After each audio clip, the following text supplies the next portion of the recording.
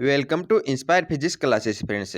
दोस्तों आज से हम शुरुआत करने जा रहे हैं एसएचएम के इंपॉर्टेंट क्वेश्चन है या दोस्तों अपन कह सकते हैं जो एसएचएम के जितने भी प्रीवियस क्वेश्चन है वो मैं आपको इस सीरीज में करवाऊंगा। तो शुरुआत करते हैं इस सीरीज की और देखते हैं हमारा एसएचएम का पहला क्वेश्चन है। हमारा जो एसएचएम का पहला क्वेश्चन है इसमें आपको क्या पूछा गया है कि सरल आवर्त गति करते हुए निकाय में अनिवार्यता होना चाहिए। दोस्तों आपको बताना कि कोई निकाय हमारा सिंपल हार्मोनिक मोशन कर रहा है यानी सरल आवर्त गति कर रहा है तो आपको बताना कि उसके अंदर अनिवार्यता क्या होना चाहिए। देखिए दोस्तों जो इस टाइप के क्वेश्चन है वो आपके एग्जाम में बार बार पूछे जाते हैं। ये कि इस तरह के क्वेश्चन होते हैं वो लगभग दोस्तों हर शिफ्ट में पूछे जाते हैं। तो आपको एक भी क्वेश्चन को स्किप नहीं करना दोस्तों। हमारे जितने भी क्वेश्चन है वो सभी आपके प्रीवियस एग्जाम में पूछे हुए हैं और आने वाली एग्जाम की दृष्टि से भी बहुत इंपॉर्टेंट है।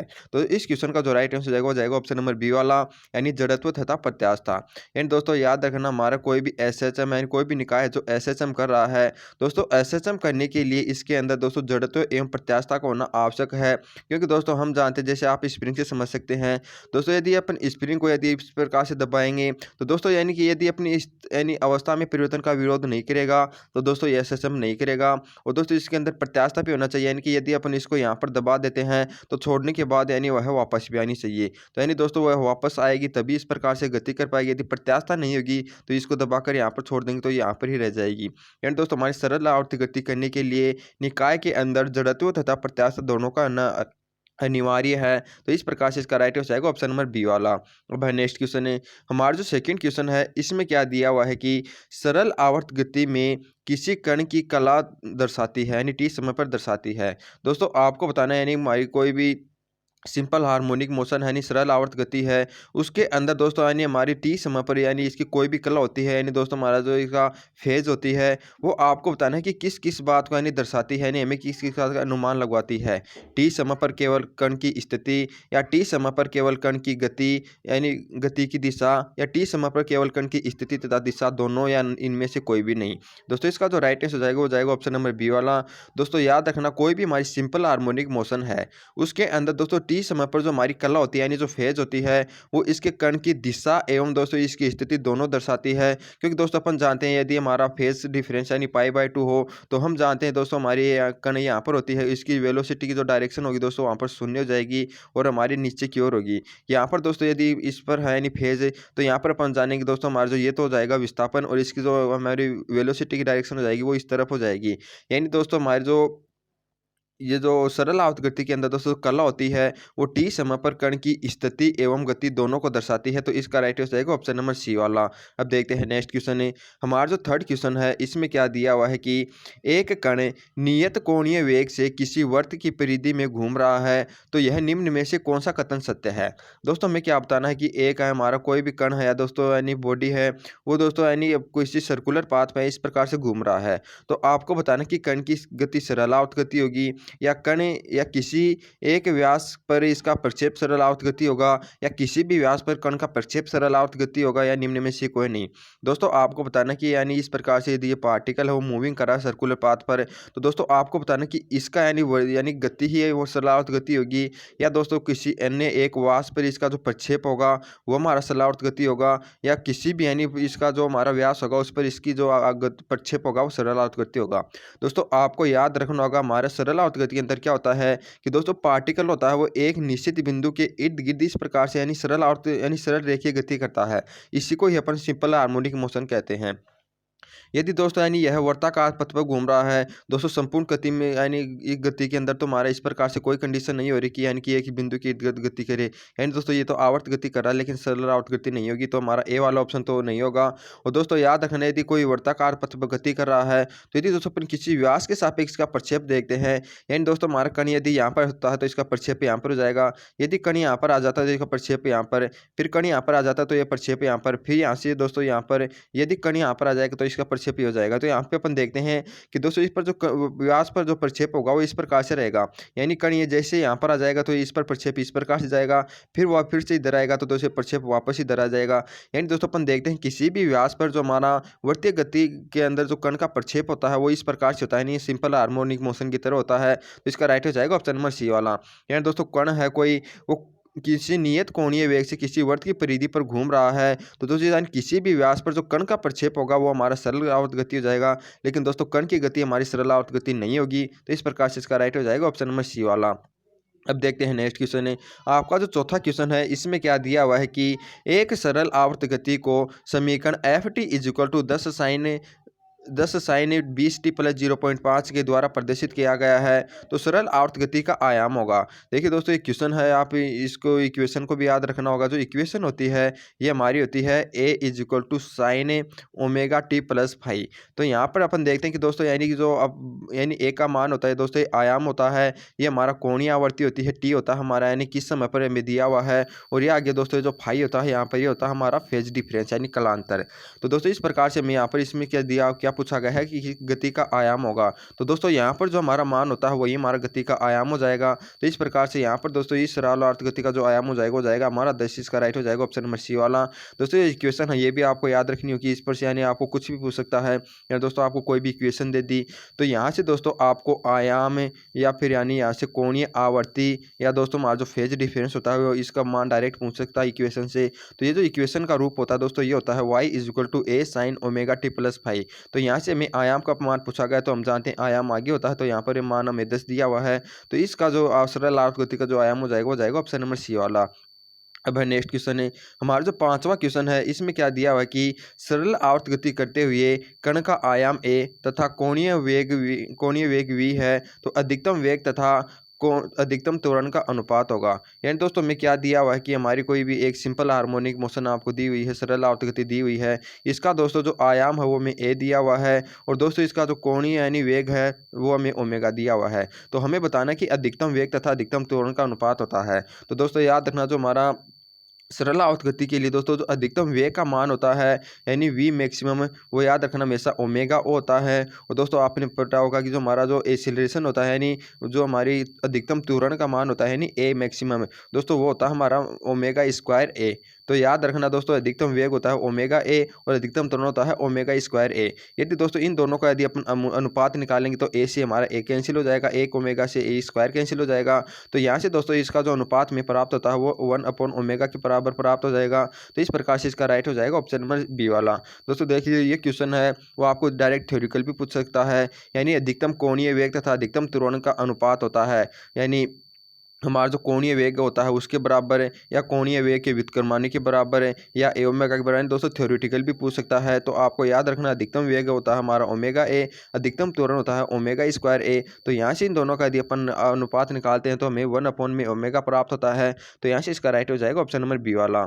अब देखते हैं नेक्स्ट क्वेश्चन है हमारा जो 6th क्वेश्चन है, इसमें क्या है कि निम्न में से कौन सा समीकरण सरल आवर्त गति को प्रदर्शित नहीं करता। दोस्तों यहाँ पर आपको 4 इक्वेशन दिए हुए हैं और आपको बता कि कौन सा ऐसा इक्वेशन है जो हमारा सिंपल हार्मोनिक मोशन यानी एसएसएम को संतुष्ट नहीं करता, उसको फॉलो नहीं करता। तो दोस्तों याद रखना जो भी इक्वेशन आपकी साइन कोस के अंदर हो दोस्तों वही इक्वेशन हमारे सिंपल हार्मोनिक मोशन को यानी संतुष्ट करती है। यानी दोस्तों हमारे जो सिंपल हार्मोनिक मोशन की जो इक्वेशन होती हैं वो लगभग साइन और कोस के अंदर ही होती हैं। दोस्तों यदि आपको कोई भी टेन कोसेक या सेक के अंदर कोई भी इक्वेशन दी हुई हो तो दोस्तों हमारी सिंपल हार्मोनिक मोशन को संतुष्ट नहीं करती। दोस्तों ये मैंने आपको याद करने के लिए बताया है यानी डायरेक्ट आपके आंसर कर सकें, लेकिन दोस्तों इसका जो हमारा सही मेथड होता है वो दोस्तों बहुत बड़ा होता है। यानी जो इक्वेशन हमारी डी वाई स्क्वायर अपॉन में डी टी इजक्वल टू हमारी माइनस के ओमेगा स्क्वायर वाई का पालन नहीं करती, वो हमारी सिंपल हार्मोनिक मोशन नहीं होती है। यानी दोस्तों में कोई भी इक्वेशन दी हुई है उसका यदि अपन टी के सापेक्ष 2 बार अवकलन करते हैं तो दोस्तों वो हमारा यानी ओमेगा स्क्वायर वाई के बराबर प्राप्त हो जाता है। तो वो हमारी सिंपल हार्मोनिक मोशन की इक्वेशन होती है। और दोस्तों यदि वह इसका पालन नहीं करती है तो वो नहीं होती। दोस्तों आप इसका 2 बार अवकलन करोगे फिर आप चारों इक्वेशन का निकालोगे तो बहुत बड़ा हो जाएगा। तो आप इसके लिए डायरेक्ट याद रखिए जिसके अंदर आपको साइन या कोस दिख जाता है दोस्तों इसका स्क्वायर भी नहीं होना चाहिए बल्कि साइन कोस एवं या इनका योग होता है, तो दोस्तों वो हमारी सिंपल हार्मोनिक मोशन होगी। यदि दोस्तों और कोई आपको यदि टेन या कोसेक दे देता है तो हमारी सिंपल हार्मोनिक मोशन नहीं होगा। तो यहाँ पर इसका राइट आंसर जाएगा ऑप्शन नंबर डी वाला। अब नेक्स्ट क्वेश्चन है आपका जो 7th नंबर का क्वेश्चन है, इसमें क्या दिया हुआ है कि निम्न में से कौन सा सरल आवर्त गति का उदाहरण है। दोस्तों यहाँ पर हमें 4 एग्जाम्पल दिए हुए हैं और हमें बताना कि ऐसा कौन सा एग्जाम्पल है जो हमारा सिंपल हार्मोनिक मोशन दर्शा रहा है।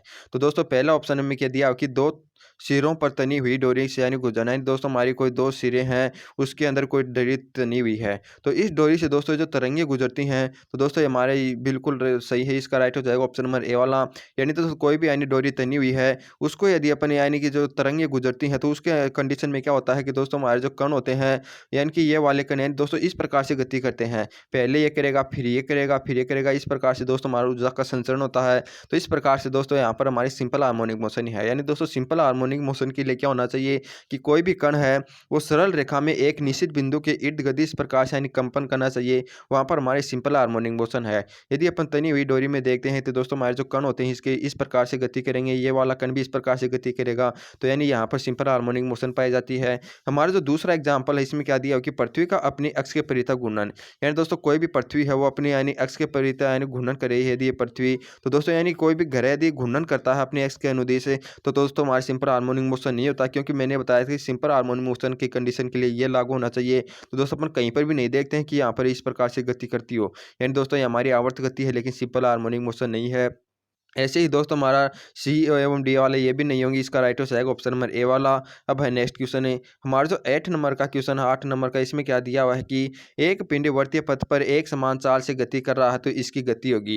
यानी दोस्तों में क्या दिया हो कि एक पिंड है वो वर्तीय पथ पर इस प्रकार से एक समान चाल से गति कर रहा है, तो हमें बताना इसकी चाल होगी। तो दोस्तों मैंने आपको बताया कि सिंपल हार्मोनिक मोशन के लिए जो कण है वो इस प्रकार से इसकी गति होनी चाहिए। तो यहाँ पर दोस्तों यानी कि यह आवर्त गति तो कर रहा है लेकिन दोस्तों सिंपल हार्मोनिक मोशन नहीं कर रहा है, क्योंकि सरल रेखा में कहीं पर भी यानी इस प्रकार से किसी बिंदु के इर्द गिर्द गति नहीं करेगा। तो इसका राइट हो जाएगा ऑप्शन नंबर बी वाला। यानी आवर्त गति है किंतु सरल आवर्त नहीं है। दोस्तों इसका सी वाला भी हो सकता है, क्योंकि हमें दिया हो कि आवर्त गति है, यानी दोस्तों आवर्त गति है, लेकिन ज़्यादा अपन बी वाला सुनेंगे क्योंकि इसमें यह भी कहा गया कि यानी सरल आवर्त गति नहीं है, यानी क्योंकि यह नहीं है सचम। तो इसी प्रकार से इसका राइट हो जाएगा ऑप्शन नंबर बी वाला। अब है नेक्स्ट क्वेश्चन है हमारा जो 9th नंबर का क्वेश्चन है। इसमें क्या दिया हुआ कि सरल आवर्त गति करते हुए किसी कण का माध्यम स्थिति पर वेग होता है। दोस्तों आपको बताना कि कोई कण है जो इस प्रकार से यानी सिंपल हार्मोनिक मोशन कर रहा है, यानी सरल आवर्त गति कर रहा है। तो दोस्तों आपको बताना है माध्यम स्थिति पर, यानी दोस्तों हमारा जो मूल बिंदु होता है इस माध्यम स्थिति पर आपको बताना है इसका जो वेग होगा, यानी दोस्तों वो किस प्रकार से होगा। स्थिति पर वेग अनंत होता है, शून्य होता है, न्यूनतम होता है या अधिकतम होता है। तो दोस्तों याद रखना हमारा जो वेग का मान होता है यानी फॉर्मूला होता है वो आपको याद होना चाहिए। ओमेगा यानी इंटू रूट में होता है हमारा ए स्क्वायर माइनस के एक्स स्क्वायर। तो दोस्तों अपन माध्यम स्थिति पर देखते हैं कि दोस्तों इसका जो विस्थापन होता है, यानी यहाँ पर से अपन डिफाइन करते हैं दोस्तों इसका विस्थापन मूल बिंदु पर, तो एक्स का मान हमारा 0 जाएगा। यदि एक्स का मान यदि अपन 0 रखेंगे तो हमारा जो वी का मान होगा दोस्तों में ओमेगा ए प्राप्त होता है। और दोस्तों ये हमारे इसका मैक्सिमम मान प्राप्त होता है, यानी दोस्तों एक्स का मान यदि अपन 0 रखेंगे तो ही हमारे इसका मैक्सिमम प्राप्त होगा। यानी दोस्तों एक्स का मान और भी कोई अपन रखेंगे तो इसका मान हमारा ओमेगा ए से कम प्राप्त होता है। तो इस प्रकार से याद रखना दोस्तों हमारे कोई भी सरल आवर्त गति कर रही है तो उसके माध्यम स्थिति पर दोस्तों जो वेग का मान होता है वो हमेशा अधिकतम होता है। इसका राइट हो जाएगा ऑप्शन नंबर डी वाला। यदि दोस्तों यानी मान के बाद में पूछे जाए तो यानी कि आपको ओमेगा ए भी दिया हो सकता है। दोस्तों याद रखना मूल बिंदु पर जो हमारा यानी मूल स्थिति पर जो माध्यम का जो वेग होता है वो ओमेगा ए एवं अधिकतम, यानी इसका राइट हो जाएगा ऑप्शन नंबर डी वाला। अब है नेक्स्ट क्वेश्चन है हमारा जो 10वां नंबर का क्वेश्चन है। इसमें क्या दिया हुआ है कि दो सरल आवर्त गतियां जिनके समीकरण हमें ये दिए हुए हैं द्वारा प्रदर्शित की जाती हैं, इनके बीच कलांतर होगा।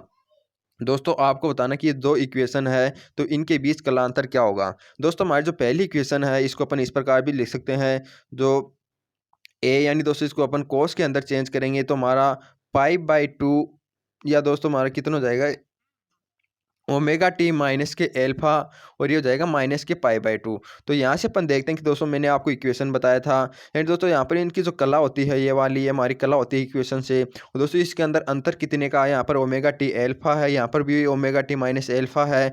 तो दोस्तों यहाँ से अपन देखते हैं कि यानी जो पाई/2 है इसके अंदर ये एक्स्ट्रा है। तो यहाँ से दोस्तों इनकी जो कलाओं में अंतर हो जाएगा वो कितना हो जाएगा हमारा 90 डिग्री का। दोस्तों यदि आप इस प्रकार से याद नहीं रख सकते तो दोस्तों आपको ये याद डायरेक्ट ही याद रखना होगा, क्योंकि दोस्तों आप एग्जाम यदि आपको कहीं पर भी साइन और कोस दिख जाए तो हमेशा याद रखना साइन और कोस के अंदर दोस्तों हमारा जो 20 के कलांतर होता है वो हमेशा पाई/2 का होता है। तो इसका राइट हो जाएगा ऑप्शन नंबर डी वाला यानी सी वाला। क्योंकि दोस्तों अपन कोस को चेंज यानी साइन को कोस में चेंज करेंगे तो हमारा इधर पाई/2 माइनस का एक्स्ट्रा जाता है और हमारे सेम रहेगा। तो यानी जो इसके बीच कलांतर होता है वो हमारा पाई/2 का होता है। तो इसका राइट हो जाएगा ऑप्शन नंबर सी। अब देखते हैं नेक्स्ट क्वेश्चन है।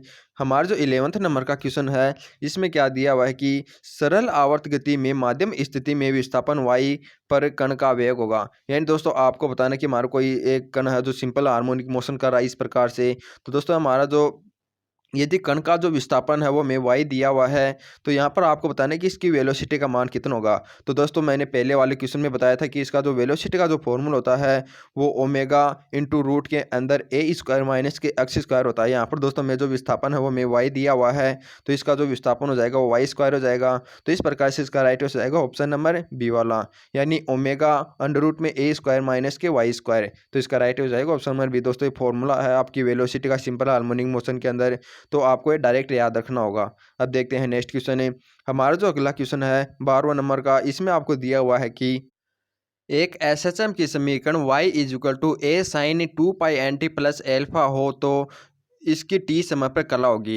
यानी दोस्तों आपको एक एसएचएम की इक्वेशन दी हुई है और इसके अनुसार आपको बतानी है कला होती है। तो दोस्तों मैंने आपको बताया था कि जो एसएचएम की सामान्य इक्वेशन होती है इस प्रकार से ए साइन ओमेगा टी प्लस के फाई। तो यहाँ से दोस्तों हमारा जो ये इसका यानी शुरू वाला पद या आयाम होता है, दोस्तों ये जो साइन का है जो हमारा जो एक कला होती है यानी दोस्तों गुणांक होता है यानी कोणांक होता है, ये पूरी इसकी कला होती है यानी फेज होता है। तो दोस्तों हमारा जो टी वाला पद होता है ये हमारा इसका कोणीय वेग होता है, और ये दोस्तों ये होता है ये हमारी इसकी प्रारंभिक कला होती है।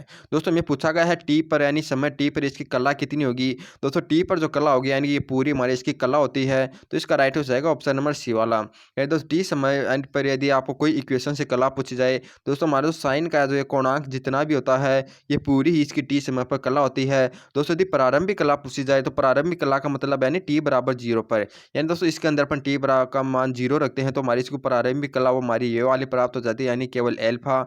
तो ये दोस्तों इसका राइट आंसर हो जाएगा ऑप्शन नंबर सी वाला। यानी हमें इक्वेशन दी हुई है, इसके अनुदान और टी समय पर जो कला हो जाएगी दोस्तों यानी संपूर्ण वाली हो जाएगी, तो इसका राइट हो जाएगा ऑप्शन नंबर सी। दोस्तों याद रखना कई बार ये भी पूछ लेता है इसकी प्रारंभिक कला कितनी होगी। प्रारंभिक कला के लिए दोस्तों आप केवल एल्फा ही चुनोगे, क्योंकि यदि इसके अंदर अपन टी का मान 0 रखेंगे तो हमारी जो प्रारंभिक कला यानी एल्फा प्राप्त हो जाती है, तो इसका राइट हो जाएगा ऑप्शन नंबर सी वाला।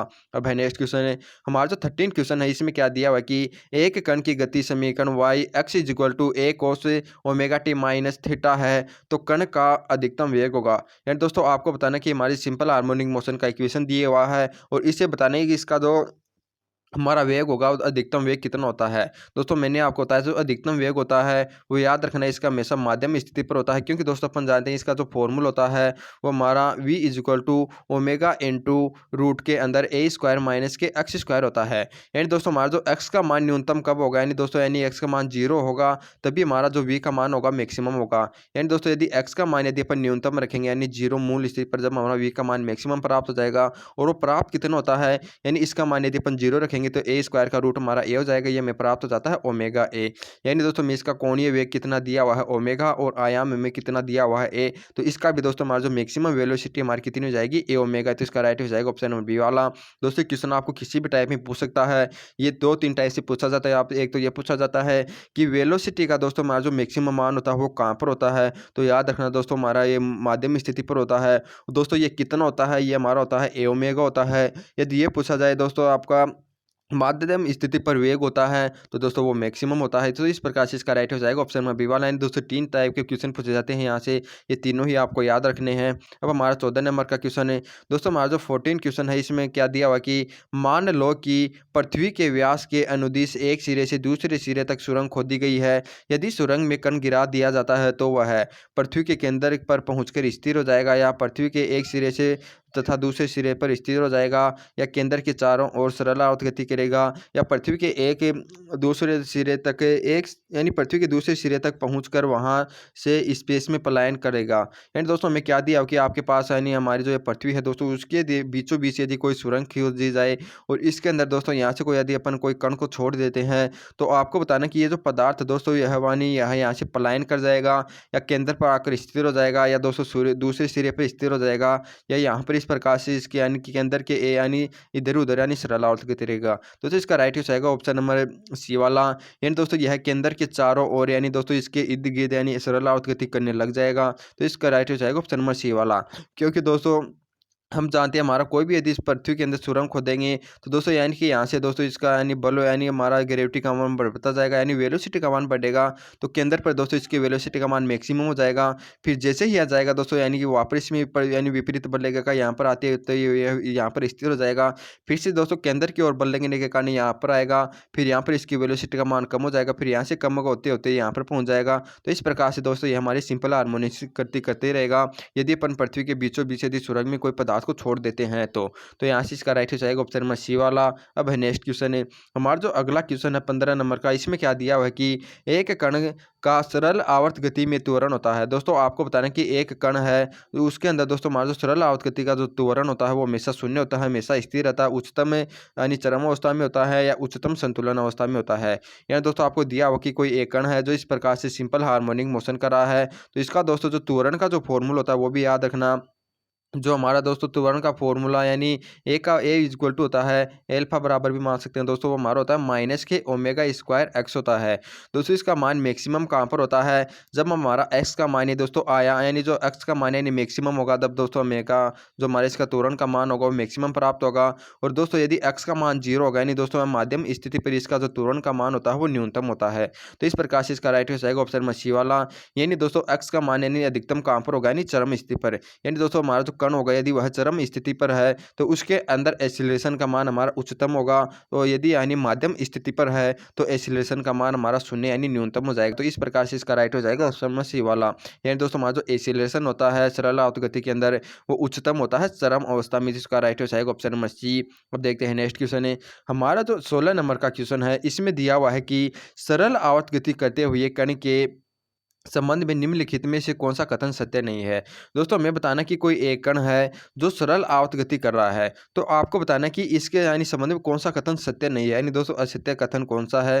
दोस्तों ये क्वेश्चन करा रहा हूँ मैं आपको फिर से बता देता हूँ, ये सभी प्रीवियस एग्जाम में पूछे हुए हैं और आपके एग्जाम में बहुत इंपॉर्टेंट है। तो आप दोस्तों यानी कि कोई भी क्वेश्चन को स्किप नहीं करना है दोस्तों। यदि आपको मन भी नहीं लग रहा हो तो भी आपको क्वेश्चन को करना ही होगा, क्योंकि जो क्वेश्चन है दोस्तों यही कि आपको एग्जाम में सिलेक्शन दिवा सकते हैं। ये क्वेश्चन बहुत इंपॉर्टेंट है दोस्तों, इन क्वेश्चनों में से आपको एग्जाम में जरूर देखने को मिलेंगे। दोस्तों आपको हर एक क्वेश्चन को करना है। मैंने दोस्तों इससे पहले भी यानी दोस्तों कई यानी टॉपिकों की टॉपिक वाइज यानी टॉपिक यानी जो प्रीवियस क्वेश्चन है वो करवा दिए हैं, तो दोस्तों आप उन्हें भी देख लें। तो देखते हैं दोस्तों इस क्वेश्चन का, यानी दोस्तों मैं बताना कि इसके अंदर कौन सा कथन सत्य नहीं है। पहला में क्या दिया कि कण की संपूर्ण ऊर्जा सदैव अचर रहती है, दोस्तों बिल्कुल सही है। यानी दोस्तों हमारा कोई भी यानी कण है जो सिंपल हार्मोनिक मोशन कर रहा है यानी इस प्रकार से इसकी जो गति होती है उसके अंदर दोस्तों इसकी जो यानी जो एनर्जी होती है दोस्तों में संरक्षित रहती है। यानी दोस्तों यहाँ पर अपन आते हैं तो दोस्तों इसकी जो गतिज ऊर्जा तो हमारी कम होती जाती है, लेकिन यहाँ पर दोस्तों अक्स का मान अधिक होने के कारण स्थिति ऊर्जा का मान बढ़ जाता है। यानी दोस्तों हर स्थिति पर दोस्तों हमारी इसकी जो गतिज ऊर्जा और स्थितिज ऊर्जा होती है दोनों का योग अचर रहेगा। तो इस प्रकार दोस्तों इसका ए वाला कथन भी हमारा सत्य है। और बी वाला कथन क्या दिया हुआ है कि प्रत्यानयन बल सदैव एक बिंदु की ओर दिष्ट होता है। सी वाला ऑप्शन है कि प्रत्यानयन बल का मान चरम स्थितियों पर अधिकतम होता है, या कण के त्वरण का मान साम्य स्थिति पर अधिकतम होता है। दोस्तों हमारा जो डी वाला ऑप्शन है वो गलत हो जाएगा, क्योंकि दोस्तों इसके अंदर में क्या दिया हो कि दोस्तों हमारा जो कण का त्वरण होता है वो साम्य स्थिति या हमारी जो मूल स्थिति होती है इस पर अधिकतम होता है। बल्कि दोस्तों हमने आपको बताया था कि जो हमारा एक्सीलरेशन का जो फॉर्मूला होता है वो माइनस के ओमेगा स्क्वायर एक्स होता है। दोस्तों यदि हमारा एक्स का मान जहाँ पर अधिकतम होगा वहाँ पर हमारा त्वरण का मान अधिकतम होता है, यानी दोस्तों चरम स्थिति पर अधिकतम होता है। बल्कि दोस्तों यानी साम्य स्थिति पर तो एक्स का मान हमारा 0 होता है, यानी त्वरण का मान न्यूनतम होगा। तो इस प्रकार से दोस्तों हमारा जो असत्य कथन हो जाएगा वो जाएगा डी वाला, यानी कण के त्वरण का मान होता है वो साम्य स्थिति पर अधिकतम नहीं होता है बल्कि न्यूनतम होता है। तो इसका राइट हो जाएगा ऑप्शन नंबर डी। अब देखते हैं नेक्स्ट क्वेश्चन है हमारा जो 17 नंबर का क्वेश्चन है। इसमें क्या दिया हुआ है कि सरल आवर्त गति में त्वरण होता है आयाम की स्थिति पर अधिकतम साम्य स्थिति पर अधिकतम नियत रहेगा या उपरोक्त में से कोई नहीं। दोस्तों क्वेश्चन रिपीट हो गया है, नहीं लैंग्वेज ही चेंज हुई है। मैंने आपको बता दिया कि दोस्तों हमारा जो त्वरण का मान होता है वो चरम स्थिति पर मैक्सिमम होता है, माध्यम स्थिति पर कम होता है और चरम स्थिति पर मैक्सिमम। तो इस प्रकार से दोस्तों हमारा जो आयाम की स्थिति पर जो हमारा त्वरण का मान हो जाएगा वो कितना हो जाएगा, अधिकतम हो जाएगा। तो इसका राइट हो जाएगा ऑप्शन नंबर ए वाला। अब है नेक्स्ट क्वेश्चन है हमारा जो 18वां क्वेश्चन है। इसमें क्या दिया हुआ है कि सरल आवर्त गति करते हुए कण का माध्यम स्थिति पर त्वरण। तो दोस्तों मैंने आपको बता दिया कि जो माध्यम स्थिति पर जो त्वरण होता है वो कितना होता है, न्यूनतम होता है, यानी दोस्तों शून्य होता है। तो इसका राइट हो जाएगा ऑप्शन नंबर डी वाला। अब है नेक्स्ट क्वेश्चन है हमारा जो 19वां क्वेश्चन है। इसके अंदर क्या दिया हुआ है कि सरल आवर्त गति करते हुए कण के वेग तथा त्वरण में संबंध यानी निम्न में से कौन सा कथन सत्य है। दोस्तों आपको बताना कि हमारा जो सरल आवर्त गति कर रहा है कोई कण, तो इसके संबंध में आपको बताना है यानी त्वरण और वेग है, इन दोनों के संबंध में कौन सा कथन सत्य है। तो दोस्तों मैंने आपको बताया था कि जो त्वरण का मान होता है वो दोस्तों यानी कि देखते हैं पहले कौन सा ऑप्शन है कि जब v अधिकतम होता है तो ए भी अधिकतम होता है। दोस्तों बिल्कुल गलत है, क्योंकि दोस्तों हम जानते हैं कि माध्यम स्थिति पर v का मान तो मैक्सिमम होता है और त्वरण का मान दोस्तों चरम स्थिति पर मैक्सिमम होता है। तो दोस्तों जब हमारा त्वरण का मान अधिकतम होता है तब वेग का मान न्यूनतम होता है, और जब त्वरण का मान यानी दोस्तों वेग का मान मैक्सिमम होता है तो त्वरण का मान हमारा जीरो होता है यानी मिनिमम होता है। दोस्तों ये हमारा गलत हो जाएगा। बी वाला क्या है कि वी का मान कुछ भी हो, ए का मान शून्य होगा। दोस्तों ये भी गलत है, यानी दोस्तों यदि वी का मान मैक्सिमम होता है तभी हमारा इसका मान शून्य होता है, तो ये भी गलत हो जाएगा। सी वाला क्या है कि जब वी शून्य होता है तो ए भी शून्य है। दोस्तों ये भी गलत है, यानी दोस्तों जब हमारा जो ए शून्य होता है तब वी का मान मैक्सिमम होता है, तो ये वाला भी नहीं होगा। डी वाला क्या है कि जब वी अधिकतम होता है तो ए शून्य है। दोस्तों ये बिल्कुल सही है, क्योंकि हम जानते हैं दोस्तों हमारा जो मूल स्थिति होती है इस पर v का मान मैक्सिमम होता है और जो हमारा त्वरण का मान होता है वो शून्य होता है, तो इसका राइट हो जाएगा ऑप्शन में डी वाला। अब है नेक्स्ट क्वेश्चन है हमारा जो अगला क्वेश्चन है, इसके अंदर दोस्तों बहुत ही अच्छे क्वेश्चन है। जो हमारे 4 क्वेश्चन है अंतिम की दोस्तों न्यूमेरिकल टाइप के क्वेश्चन है। एंड दोस्तों देख लीजिए आप कितने एग्जाम में पूछे हुए हैं, तो आप इन क्वेश्चन को स्किप नहीं करना। बस कई बच्चे क्या सोचते हैं कि दोस्तों जो न्यूमेरिकल टाइप हैं तो ये क्या एग्जाम में आते होंगे, लेकिन दोस्तों ये क्वेश्चन है वो आपके एग्जाम में अच्छी तरह से आते हैं और दोस्तों यही क्वेश्चन आपको सिलेक्शन दिला सकते हैं। तो यदि आप इन क्वेश्चनों को करते हैं तो आपको डबल फायदा होता है। एक तो आपके दोस्तों कंसेप्ट क्लियर हो जाते हैं और आपको कुछ न्यूमेरिकल भी सीखने को मिल जाते हैं। तो देखते हैं इस क्वेश्चन का, यानी ये क्या दिया कि एक कण माध्यम स्थिति से सरल आवर्त गति प्रारंभ करता है जिसका आयाम a तथा आवर्तकाल t है। किसी एक समय इसकी गति यानी अधिकतम गति की आधी है तो कण का विस्थापन होगा। यानी दोस्तों मैं क्या दिया कि कोई एक सिंपल हार्मोनिक मोशन के अंदर दोस्तों हमारा जो इसका जो आयाम है मैक्सिमम यानी वो a दिया हुआ है, इसका जो इस प्रकार से आवर्तकाल है वो हमें क्या दिया हुआ है t दिया हुआ है, और दोस्तों हमें बताना है यदि इसका जो गति है वो अधिकतम गति की आधी है।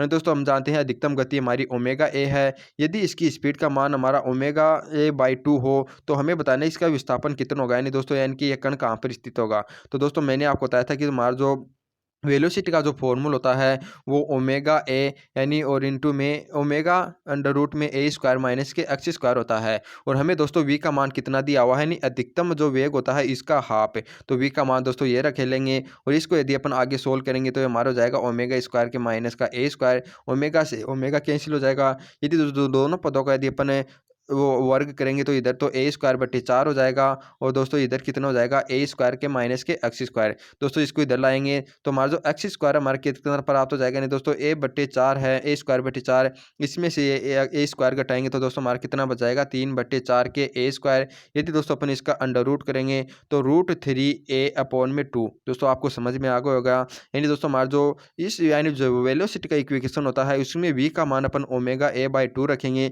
और इसको इस प्रकार से अपन सोल्व करेंगे तो एक्स का मान हमें जो प्राप्त हो जाएगा वो अंडर रूट 3 बटे 2 प्राप्त हो जाएगा। तो इस पर जो राइट हो जाएगा वो जाएगा ऑप्शन नंबर सी वाला। यानी जब दोस्तों यानी इसका जो यानी जो वेग होता है यदि वह अधिकतम गति का आदि हो तो दोस्तों जो विस्थापन वाई होगा हमारा ए अंडर रूट 3 बाई 2 हो जाएगा, तो इसका राइट हो जाएगा ऑप्शन नंबर सी। अब है नेक्स्ट क्वेश्चन है हमारा जो 21वां क्वेश्चन है, इसमें क्या दिया हुआ कि सरल आवर्त गति करते यानी कर रहे किसी कण का आवर्तकाल t है तो माध्यम स्थिति से आयाम की आधी दूरी पर जाने में लगा समय। यानी दोस्तों हमें क्या बताना है कि कोई